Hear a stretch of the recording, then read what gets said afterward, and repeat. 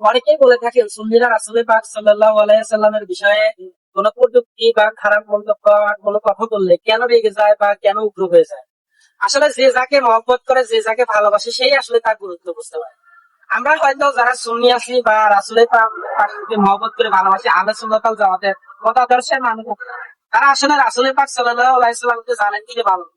তাই রাসূলের পাক সাল্লাল্লাহু আলাইহি সাল্লামের সঙ্গে কোনো কটূক্তি, কোনো মন্তব্য বা খারাপ শব্দ চয়ন করলে আসলে আমাদের দিল কাঁদে, আমরা কতটা কষ্ট অনুভব করি, কতটা ব্যথিত হই, সেটা আসলে আপনাদের বোঝানো যাবে না। বিশেষ করে আপনি আপনার পিতামাতা, ভাই, বোন বা স্ত্রী, সন্তান, তাদেরকে ভালোবাসেন, হয়তো অনেকেই আসলে জীবনের থেকে ভালোবাসেন না।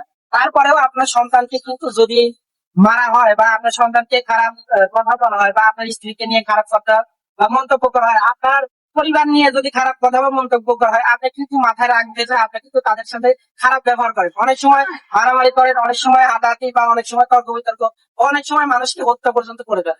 তো তাহলে যারা রাসূলকে জীবনের থেকে ভালোবাসে, সবকিছুর থেকে রাসূল সাল্লামকে বা সব থেকে বেশি ভালোবাসতে পারলে তবেই আপনি পরিপূর্ণ ইমানদার হতে পারেন। তাহলে রাসূল পাক সাল্লাল্লাহু আলাইহি সাল্লামকে যারা জীবনের থেকে বেশি ভালোবাসে, তারা কেন কষ্ট পাবে না, তারা কেন উঠতে হবে না।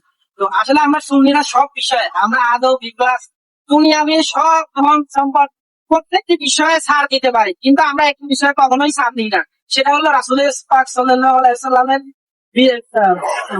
বিরুদ্ধে বা কটূক্তি করে কোনো কথা বললে বা রাসূল পাক সাল্লাল্লাহু আলাইহি সাল্লামের সম্মান নিয়ে কথা বললে, সাহাবায়ে তাবেঈন, আহলে বাইত, রাসূলের পরিবারবর্গ এবং ওলিয়া উলিয়াদের নিয়ে কথা বললে আসলে আমরা ছাড় দিতে পারি না। সুন্নিরা সব বিষয়ে ছাড় দেয়, কিন্তু রাসূলের বিষয়ে কোনো আপোষ নেই।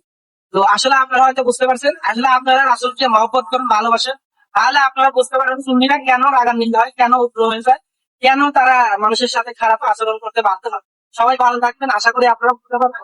সবাই ভালো থাকবেন, সুস্থ থাকবেন। আসসালামু আলাইকুম।